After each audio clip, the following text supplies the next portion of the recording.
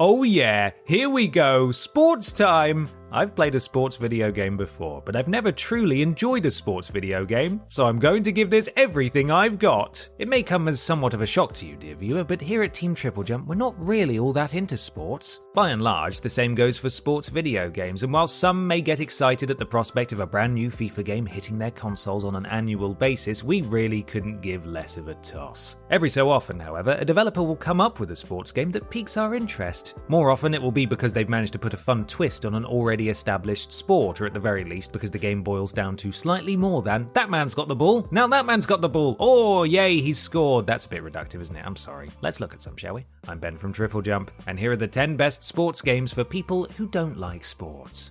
Number 10. SEGA Soccer Slam. I'm going to come right out and say it. I do like football. I just don't watch it anymore. But at the same time, I do understand why people don't like football. You go to a stadium, you have a few drinks with your mate, and then you yell at vastly overpaid strangers for an hour and a half. Actually, you know what? I don't understand it. That sounds really fun. The good, well, actually, they're kind of bad. People down at FIFA might get more attention from the football-hating fan base if football were more like SEGA Soccer Slam, a 2002 game for the GameCube, Xbox, and PS2 that took the rulebook and punted it right out of the window. The objective is vaguely the same, i.e. get the ball into your opponent's net, but although you will need to have some proficiency in passing to your teammates and actually scoring, you can more or less brawl your way to a win. You won't have to worry about conceding a corner, free kick, or penalty either, because SEGA Soccer Slam doesn't bother with any of that nonsense. In fact, there are no referees, and seemingly no maneuvers that constitute a foul. Pretty much anything is fair game, from career-ending tackles to just punching your opponent square in the face. To be fair, that just sounds like a Saturday afternoon down in Millwall. Take that, Millwall. Got you. Number 9. Windjammers. You know what I hate? Sand. It's coarse, rough, and irritating, and it gets everywhere. You've no doubt guessed then that I'm not very good at beach sports and don't really watch them either. Luckily enough for me, I can still get in on all of the fun of competitive frisbee from the comfort of my own home, thanks to Windjammers, the 1994 arcade title that has recently been brought to PlayStation 4, PlayStation Vita, and Nintendo Switch. Reminiscent of Pong, but in a far more tubular fashion, Windjammers is a radical experience for up to 2 players who have dreams of maiming each other with a discus. Not unlike air hockey, the aim is to hurl a disc back and forth in the hopes of getting it past your opponent. You'll get more points for a centralized strike, but anywhere behind your opponent will add to your score. Whoever has the most at the end of the round wins. It really is that simple, my dudes. It's lots of fun for all the family, with the added bonus that you won't get any sand in your bum. Number 8.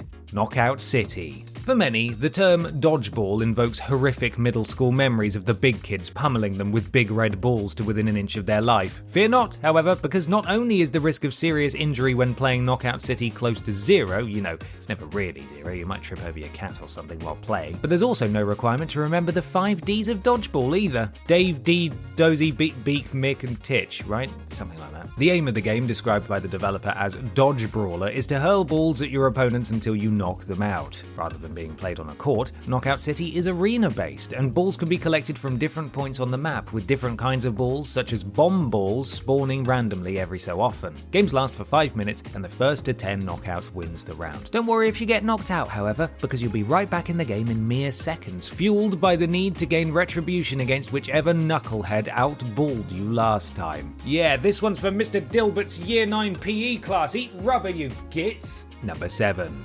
Rocket Jockey. I'll be honest here, I'm not 100% certain upon which sport Rocket Jockey is based, but according to Font of All Knowledge Wikipedia, it is a video game of the action and sports genres, so therefore it has every right to be on this list. Presumably a glimpse of what would happen if you gave a nutcase billionaire free rein to create a sport that's somewhere between horse racing and Grand Theft Auto, Rocket Jockey pits players against pixelated opponents in a variety of different modes. In Rocket War, the objective is to eliminate the AI-controlled jockeys by zooming around on your rocket, bashing into other characters and knocking them to the ground. You get extra points for offing them in fancy ways, like clotheslining them or grabbing them with a grappling hook, but the ultimate goal is just to get rid of your enemies as quickly as possible. Rocketball is equally brutal, with similar rules to football but with the addition of grievous bodily harm, and Rocket Race sees players zooming around an obstacle course to try to complete it in a certain time. It may not be the most high-tech of games, having been released in 1996, but it certainly beats listening to John McKirrick banging on about horses. Number 6. Party Golf. With the exception of Crazy Golf, which is an absolute barrel of laughs, golf is universally considered to be dull. Really dull. It's like doing your taxes and watching reruns of Songs of Praise on a Friday evening. That's how dull golf is. Fight me. Party golf, on the other hand, is a fantastic time for up to 8 players who feel like whacking balls in the general direction of a hole, but without having to stump up expensive fees for a stuffy country club. Like actual boring golf, the aim of party golf is to get your ball into the hole, but instead of trying to keep shots to a minimum, you're instead trying to do it before your opponents can, so you can take as many swings as you want, just as long as you beat your mates to the punch. It doesn't matter if you don't know your 9-iron from your 2-wood, because party golf has no ridiculous terminology to master, no bags full of equipment to confound you, and certainly no upper-class blokes yelling at you for passing out in the bunker after one too many afternoon brandies. You just whack your balls and hope for the best. Best make mine a tonic water, actually. I'm driving. Get it? Driving, like in golf, in the little cars. Number 5. Mario Tennis Aces. While I must admit I don't watch a great deal of tennis, I do see the appeal of sitting on a grassy knoll and munching strawberries and cream in the British sunshine. That said, I do feel that the whole thing would be far better if it involved some sort of mystery surrounding an ancient cursed tennis racket. That's just my opinion though. Such a game that includes all of those things, though you will have to provide the snacks yourself, is 2018's Mario Tennis Aces. When Wario and Waluigi find legendary tennis racket Lucian, they, along with Luigi, accidentally end up getting possessed by the thing, and it's up to Mario to save their backsides. As the titular Italian plumber progresses on his journey to find his beloved brother, he comes across several adversaries, all of whom, you guessed it, fancy a spot of tennis. Although the main point of the game is to play tennis against a variety of Mario franchise mainstays, it is also enjoyable to have the Luigi disappearance plot running through the whole thing. You don't just feel like you're playing a string of pointless matches, because you're safe in the knowledge that your ball-thwacking prowess will ultimately save your little bro. Aw, isn't that nice? Number 4. SSX Tricky. Oh look, a sport where you can slide, I think. Admittedly, if I tried it, I'd probably only get as far as sliding unsteadily for a few feet before falling over. But, you know, at least I'll have tried. Fortunately, the awful folks at EA are on hand to provide a snowboarding experience that comes without the risk of bifurcating one's own spine in the form of SSX Tricky. Released in 2001 for the PlayStation 2, Xbox, and Nintendo GameCube, SSX Tricky allowed players to feel the exhilaration of performing snowboard tricks without the need to climb a mountain in order to do so. After picking from one of a dozen different characters, each voiced by big celebs like Oliver Platt, David Arquette, and Macy Gray, players choose to either race or show off, both of which rewarded the player for completing death-defying tricks. In race mode, players need to do tricks in order to earn speed boosts so that they can outrun their opponents. In show-off mode, the aim is to perform as many tricks as possible before reaching the bottom of the mountain, with each one earning points and increasing the tricky meter, which then allows the character to perform feats of absolute insanity. Gosh, I'm getting vertigo just looking at them. Number 3. Tony Hawk's Pro Skater 1 and 2.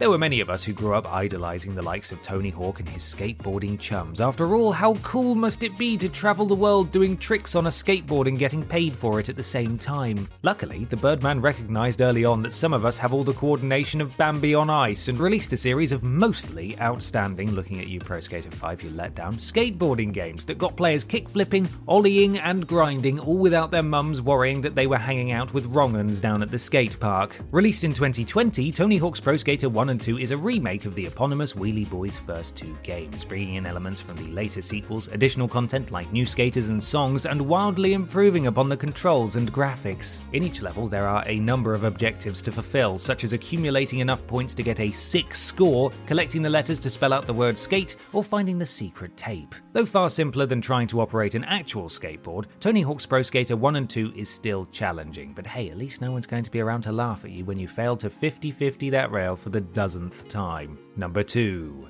Rocket League. If you like the general principle of football, but can't stand the idea of running around a football pitch getting mud on your nice new trainers, or God forbid having to learn the offside rule, it's actually not that complicated, then a nice spot of Rocket League might just be for you. Taking the highly manly pastimes of cars and football, or soccer if you want to get American about this, and combining them into something that even fans of neither can still enjoy, Rocket League sees teams of between 1 and 4 little cars zooming around a pitch and trying to knock a big ball into their opponent's goal. Whichever team has the most goals at the end of the the match wins, and if there's a tie, it goes to sudden death. There are no rules beyond those imposed by the physics of the game. So long as you can physically do something, you're not going to get punished for it. This means that crashing into the opposition, flying through the air to get the ball, and decking your car out with a fun hat are all completely legal and won't see you getting any kind of funky coloured card from the ref. I tell you what, the World Cup would be even more popular if all the players were forced to wear a fez. Think about it. Number 1.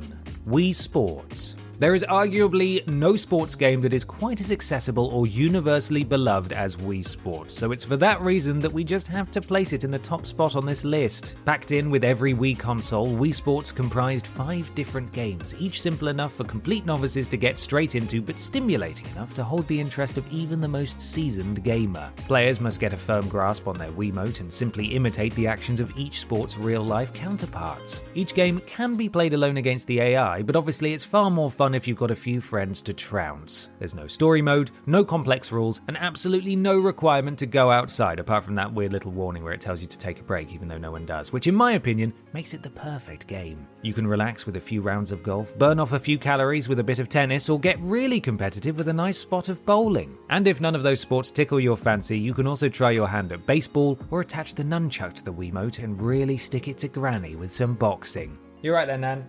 No? She'll be fine.